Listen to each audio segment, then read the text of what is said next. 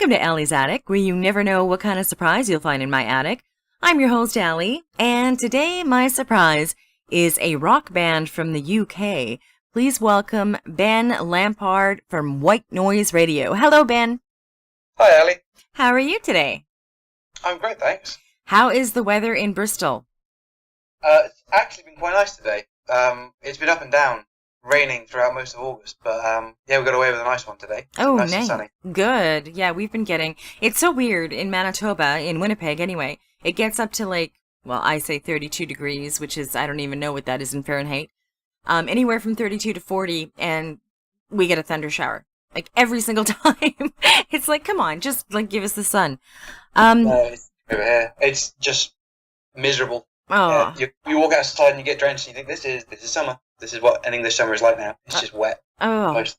But not today. So one sunny day. I couldn't handle that. Okay. So tell me a bit about you. I know of your band, White Noise Radio. Basically tell me when you started off. What's your journey been up to now? Okay. All right. So I'll start from the start then. So I'm 26 now. I've been playing guitar for 16 odd years or so, but I was really drawn to guitar right from the very start. I remember when I used to live in America, actually, over in Oregon. Oh.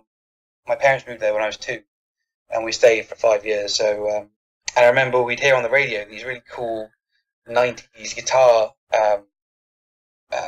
links, I guess. It was just some guy doing a crazy guitar solo, and I remember thinking, even when I was only 3 or 4 years old, that's the coolest, that's the best song. I didn't understand why they didn't have more of that. So I always thought that kind of sound was really cool. And I guess, growing up, I always thought the guitar was something that I really wanted to do. It just had that sound that really attracted me. I love the way it looks. It looks so, it looks really cool. I'm the guitarist, by the way. I don't think I mentioned that. I'm the guitarist and the vocalist. Yeah, no, but we know now. Yeah. So bringing guitar was just something that really attracted me. And my first album that I ever bought was a Linkin Park CD. Ooh. Unfortunately, Chester Bennington, the singer, passed away not long ago, last month. Yes. Which is very sad. Yes, it is very sad. There was my first album was Reanimated, which is their remix album, which had some lovely guitar in it, some really nice powerful guitar playing. So I started off learning classical guitar, because everyone starts learning classical guitar pretty much, especially when you learn through school like I was doing. Mm-hmm. And I never really had much passion for that, because it was just it's a very different sort of instrument to what I want, to the sound I wanted to make. It's very plinky plunky, and you're learning by sight reading and stuff like that. And it was, it was musical, but it wasn't really what I wanted to do. I guess it didn't really. I had a sound in my head that I wanted to make, and I couldn't make it with that guitar. Yeah.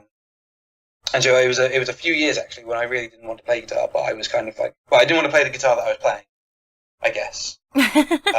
I getcha. But and then it was funny. A friend of mine actually, someone I knew through a youth group I was in, had an electric guitar and an amp. He used to bring it along, and I'd see him playing it every now and again. And I was just absolutely magnetized by it. I couldn't he would bring it along and play it for a bit, and then leave it behind, and I would just leap on it and just play it for as long as I could.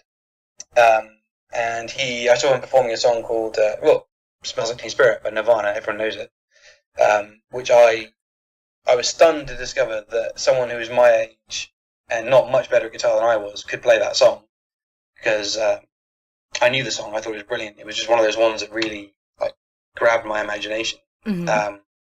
And so to find out that someone like me could play that song was kind of like a light switch going off. And from that point onwards, I was like, oh God, if I don't have an electric guitar or anything like that, but if I try, it's not beyond the scope of possibility that I could play that song. And then sure enough, within a few months, I was playing awfully, really, really badly. But in my mind, I was playing Nirvana. And that really kind of lit a fire under me. And then from that point on, I convinced my parents to get me an electric guitar and an amp. And then I just that's just what I did really. I would just sit and play that and learn more songs, learn more difficult songs. Joined a band eventually. Well, joined a series of bands, increasingly good. It started out very, very bad. Like, we were all very bad, but you sort of play in a few bands, and then that breaks it up, and you join another one, and it's a little bit better. And then I went to I played guitar, did some school stuff. Like, I went to college, studied music and music tech at college and stuff like that. I was in a couple of bands. Went to the ACM, which is the Academy of Contemporary Music, in a town called Guildford in England, which is not too far away from where I grew up, where I studied guitar for 3 years, and I came away with a degree in guitar performance. So I learned a lot more of the theoretical side of things, a lot more about music theory, and really got to grips with a lot more of the drier theoretical side of music, I think. Mm-hmm. Which in some respects was really good. There's some things I really enjoyed about it, but the course overall, I think, had some parts of it I didn't really enjoy. It's always like that. Sorry? I said it's always like that. There's always good parts and bad parts. Yeah, absolutely. I mean, it's a shame. It felt like it lost focus a little bit. Like, I think what I've always wanted to do is to write my own music, and I will identify very closely with the music that I enjoy, and I want to create that sort of music. So I guess I'm very hung up on writing songs and stuff like that. But with ACM, I think they focus quite heavily on studio and session musician work. So people who can, because that's quite measurable, you can give someone a set of skills that they can go away with and earn a living. And if you can do that, you've succeeded. Whereas if you're teaching people to songwrite and stuff, it's a lot harder to... It's a harder thing to teach people, and it's harder to quantify success. Mm-hmm. So I think a lot of what they focused on was giving people, like focusing on, can you play jazz? Can you play fast chord changes? Can you, play in a session band, basically? Which I didn't really want to do. So I guess, I got through it. Got some good stuff out of it. Quite enjoyed some parts of it. But I feel like at the end of it, I was ready to leave. And so I left Guildford at the end of my degree and moved straight to Bristol. And Bristol's where I'm living at the moment. And it's sort of on the west coast of England. It's a little bit, it's a few hours drive away from London. But it's one of the places in the UK that really has a very strong creative musical scene.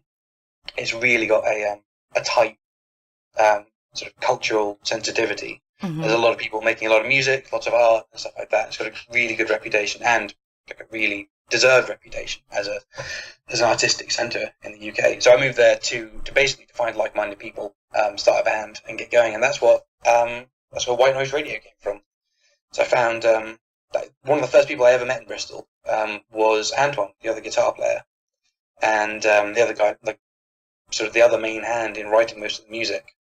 I met him through Gumtree, which is, I don't know if you have Gumtree over in Canada. Doesn't sound familiar. No, we might. I've never heard of it. I suppose it's like Craigslist. Craigslist has a bit of a bad reputation. Oh, it's, okay. Like online local ads. Yeah, yes. yeah. So it's just, you post, I'm looking for a guitar player to play with, and that's how I got in touch with him. Joined up, and we just played a few songs. We eventually put together a band. We've got a lot of musical loves in common. We've got quite a few shared influences. Mm-hmm. So we got together quite quickly. It took us a while to sort out the rest of the band, to find a drummer and a bass player that sort of really fit with everyone. Mm-hmm. But after a couple of years, we found Mark and James, who are the bassist and the drummer, respectively. And that's been the lineup for the last couple of years, for the last couple of records. So yeah, we've got a formula that works now. Yeah, and it's doing really well. I mean, you guys, I love your songs to start out with. Now, I love this. It's kind of like a fuse of intelligent songwriting and a flair for dark, groovy riffs to create nuanced, interesting rock music. This is from your bio. In the veins of bands like Porcupine Tree, Incubus, and Carnival. Mm-hmm. I love Incubus. so I definitely love your music. You are just, I mean, it's in the same vein of those bands, but you have a very distinct sound. If somebody were to just play it on the radio, people would know right away, oh, that's White Noise Radio. Which is good because you want to be distinctive and unique. Now, your newest EP, Cosmos, is it's highly distinctive sound, like I said. It's your polished sound, and you guys really worked hard on it, and it sounds amazing. Like, are you a perfectionist? I just need to know, Ben, Yeah. because yes, Well, I I'm a know. perfectionist. Everyone else in the band's a perfectionist as well. So we don't get things done quickly, but we do get things done well. Yeah, I could tell just by listening. Yeah, And it was like, oh yes, okay, they're right into this and making it sound as best as it can possibly sound, which is for amazing, sure. and Absolutely. that's what you want to do. Now you write all of your own stuff, right? Is it just you, or does anybody else in the band contribute? Well, it depends really. We share the load. Each of us has our own sort of forte when it comes to songwriting. So I will generally come up with a lot of the ideas with Antoine. So the two guitarists and the singer as well. So we will put together the core of a lot of the material. We'll come up with sort of the building blocks of everything that comes together to form the songs. And generally, what we do is between us, we'll work up a demo version of a song, and we'll send it around the band, and we'll say, like, what do you think of this? What do you like? What do you not like? We get a little feedback, and once we refine it to the point where we think we've got something worth trying, we'll take it to the practice room, and then we'll sort of put it through its paces, put it through the ringer, see what we like. They don't all make it through the cut. Like I think we had. There's 4 songs on the record, Mm-hmm. and I think we had maybe another 4 or 5 that didn't make the cut. That we worked like we sort of tried to bring together, but for one reason or another, we just didn't think that they were quite up to scratch. So yeah, sometimes we'll bring it into the room and we say, like, I just don't think this part works, or this thing needs refining. And then we'll sort of go back to the drawing board. Like, I guess we don't spend all that much time hashing things out with the 4 of us in one room. Usually what will happen is we'll kind of we'll make use of that time to get an idea of what we like and what fits, and then we'll take it away. Antoine and I, or just me, will work on it until we have something worth trying again. We'll bring it back again. So it's this sort of iteration and reiteration where we just try again and again and again until we end up with something that we're all happy with, and things really end up under the microscope, like in a big Mm-hmm. way, because we do a lot of this stuff at home on our laptops and on our personal computers. Mm-hmm. We have a lot of we can really dig in quite deeply to a lot of things. So, for instance, if I'm writing a song, I will write out like a particular drum fill. I'll look not only at like what I would do and what the vocals will do, but also what the drums should be doing, precisely what kind of fill needs to go in there, and how like it should all fit together. Mm-hmm. And then we'll take it to the practice room. James won't necessarily do what I have written, but we'll usually aim to get something that has the same sort of feel. Mm-hmm.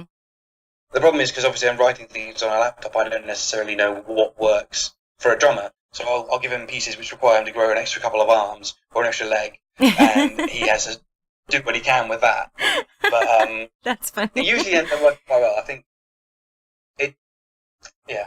Yeah, it does. It works. Generally falls to do the writing, but the other guys will definitely have their input. Okay. Well, that's good. And that's good. And yeah, I've watched people, write and insert fills from drums and stuff like that. So I understand what you're talking about. And then, yeah, usually the drummer, it's not the exact same because you don't want it to be the exact same as something that's already in a music library. You want it to be your own. So it's good that you guys figure that out and then you take it to the rest of the band. Now, the video for your first single, Dawning, has been met with universal acclaim, and it's been featured on major music news outlets. It has indeed, yeah. Like how many? Like a lot of them, or which ones? We premiered it on Punktastic, which is a fairly big site over in the UK. Oh. Despite the name, it actually does quite a lot of alternative rock. So I think the drummer from Mastodon has a side project, and they premiered some of their stuff on there as well. So we're in good company with that. And then I think it was picked up by, I don't know, a half dozen or so sites. Nice. A few local ones, but a few sort of bigger national ones as well, which is cool. We're working through a PR company actually for this, so they gave us a big hand in just getting things seen by people. Because a lot of the time, contact 100 people and no one even opens the email. So it was nice to have kind of that added punching power of having Domino PR on our side. Yeah, it definitely helps. Definitely does. I mean, I'm not a musician, but I even find that, sometimes I get a little overwhelmed with trying to do everything, and it's nice to have somebody that can, promote you and help you get to where you need to be. The video is great. I urge everybody to watch the video on YouTube. It is called Dawning, and it's just amazing. Now, if you had any advice, Ben, just because I know just from listening to your music that you put a lot of you into your music and your songwriting, and you make sure it sounds the best that it can possibly sound. And you've been in the business for a while. Like you said, you've gone through a lot of bands. So if you had any advice to give any new artist that was starting out, what kind of advice would you give them? I would say, don't be tempted to do something that you aren't 100% passionate about. It's very easy to feel like, if you want to get popular, you need to follow a trend, or you need to alter what it is that you want to do. So if we're still very much an unsigned band, quite under the radar, and there's that temptation to say, oh, we want people to listen to what we're doing. We should do something that sounds a bit more popular. But I think that's self-defeating in a way, because I think you always work hardest and you always have a better sense of when it's good, when it's something that you really you really do yourself. Like, you need to write the kind of music that you want to hear, and not write what you think people want to hear. Yeah, and that's good advice, because you don't want to be cookie cutter. You don't want to be, because people get tired of, that sound, and then they move on, and you want to be different. You want to be unique, and you want to stand out. And that's one of the things I love about the independent music artists is they do their sound. They do what they want to do, and they don't, try to be like another band, like you said. And I think that is one of the best things about independent musicians, and I absolutely love having them on my show. I love being able to discover people like you, because then I get to hear new music that I've never heard before. And well, the odds that us in Bristol will get in contact with you over in Canada. It's a long way. Long way. But it's, you know what? I have so many fans in the UK. So many fans. And I'm getting more and more bands from the UK, which I love. Yeah, there's tons of them. Like, there's so many of them. I mean, even just in Bristol, you've got more bands that you can shake a stick at. There's hundreds of them. Yeah. So there's no shortage of UK bands. You're on fertile ground. Yeah. There's one other thing I would say. If I can have a double dip of advice, is don't rely on making money from the music you make, because you will always have to make a compromise in order to make that money. So don't put everything you have behind making something that has to work. Like, I would say, always make sure that you can afford to fail. Don't overcommit to one thing, and then, because if you do that, you're then forced to compromise if it doesn't work out, and you have to make money from it. Whereas from everything we've done with White Noise Radio, we've assumed that at best will break even, and we expect to make a loss, and we're not happy to do that, but it's kind of the price you pay, I guess. Yeah. If you want to make money, you need to sort of sell out a bit. Like, I just feel like if you're counting on making money, you're going to end up not making something. You have to do what other people want you to do. You're going to end up compromising. Yeah, and you don't want to compromise. And that's I stress the point to a lot of my listeners. Most people that are in independent bands have another job. They work full time somewhere, or they work part time somewhere.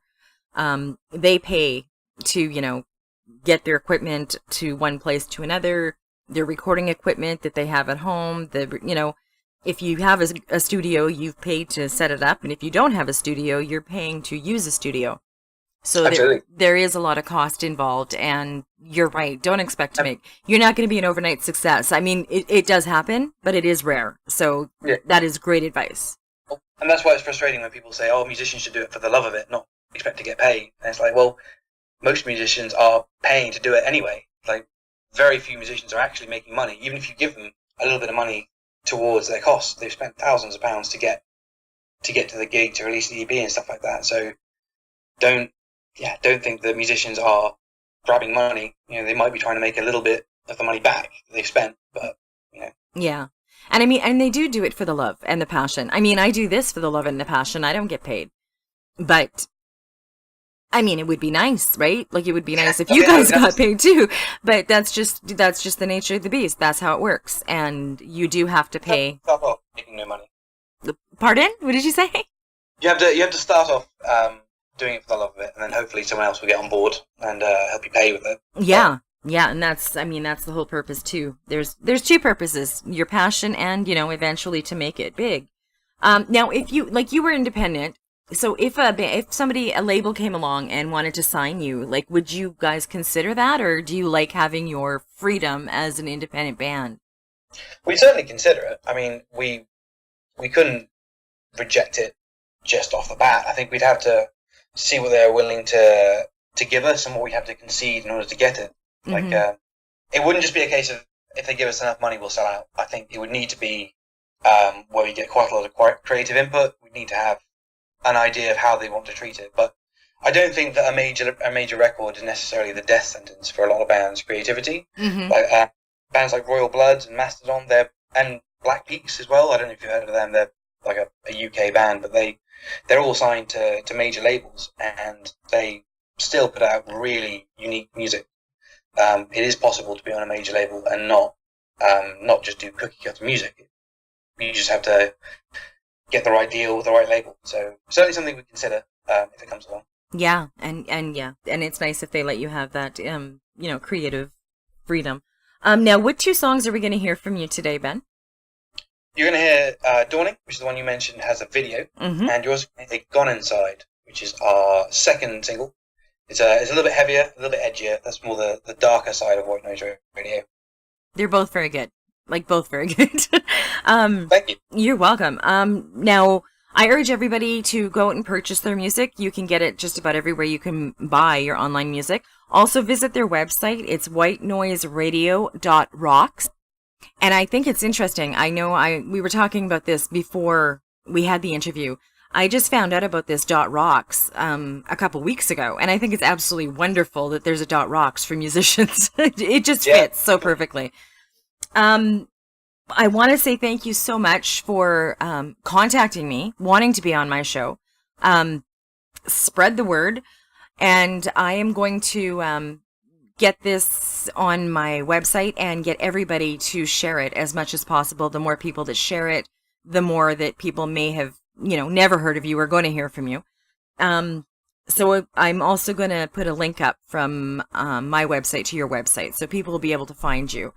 And I wish you the best. I think you guys are great. I think you guys are going to do wonderful, signed or not signed. And, I think you're going to start making that money. So things will get a little easier, video costs and all that stuff will get a little easier to handle. And thank you so much, Ben, for coming on my show, and tell the rest of the band I say hello. And if anything new happens, you win any awards, you get some new singles out, whatever the case may be, this isn't, a one-stop deal. You can come back anytime. Just contact me on Twitter and we'll go from there. For sure, absolutely. Okay. Thank you, it's been a pleasure. Okay, and thank you. And hopefully it stays warm and sunny for the next couple days. Okay, and thank you for joining me on Allie's Attic. Keep checking my website because you never know what kind of surprise you'll find in my attic. Cheers.